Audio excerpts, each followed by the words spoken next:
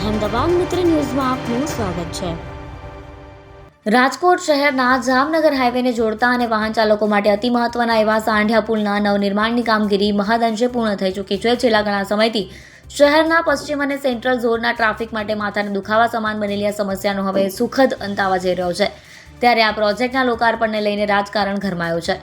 આમ આદમી પાર્ટીના શહેર પ્રમુખ સહિતના કાર્યકર્તાઓએ આજે 23 મે એટલે કે શનિવારના દિવસે હનુમાનજીની ગદા લઈ સાંઢિયા પુલ ખાતે પહોંચ્યા હતા અને લોકાર્પણ કરવા જતા હતા, પરંતુ પોલીસ દ્વારા ત્યાં બેરિકેડ લગાવી તેમને અટકાવવામાં આવ્યા અને આ દરમિયાન વિરોધ કરતા 15 કાર્યકર્તાઓની અટકાયત કરાઈ હતી।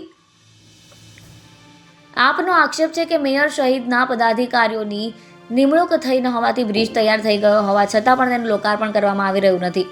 આમ આદમી પાર્ટીના શહેર પ્રમુખ દિનેશ જોશીએ જણાવ્યું હતું કે રાજકોટ જામનગરને જોડતો આ મહત્વનો બ્રિજ જે જૂનો સાંઢિયા પુલ હતો તે ઘણા સમયથી બનીને તૈયાર થઈ ગયો છે, પણ સત્તાધીશો દ્વારા તેનું લોકાર્પણ કરવામાં આવતું નથી। ભાજપના ચૂંટાયેલા નેતાઓ પોતે મેયર બની જાય પછી આ બ્રિજનું લોકાર્પણ કરવાની ગોઠવણ કરે છે।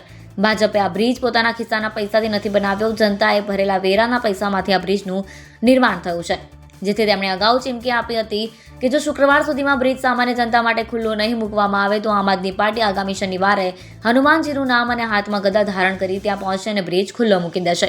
તંત્રએ ગમે તેટલો જાપ્તો ગોઠવવો હોય એટલો ગોઠવી લે, પણ આમ આદમી પાર્ટી ત્યાં જઈને બ્રિજ ખુલ્લો મૂકશે। જેના ભાગરૂપે આજે આમ આદમી પાર્ટીના કાર્યકર્તાઓ ત્યાં પહોંચ્યા હતા। હનુમાનજીની પ્લાસ્ટિકની ગદા લઈને લોકાર્પણ કરવા જતા હતા, પરંતુ ત્યાં આડા બેરિકેડ લગાવી દેવામાં આવ્યા હતા। જોકે તે દૂર કરી 15 કાર્યકર્તાઓ બ્રિજનું લોકાર્પણ કરે તે પહેલા જ પોલીસે તેઓની અટકાયત કરી લીધી।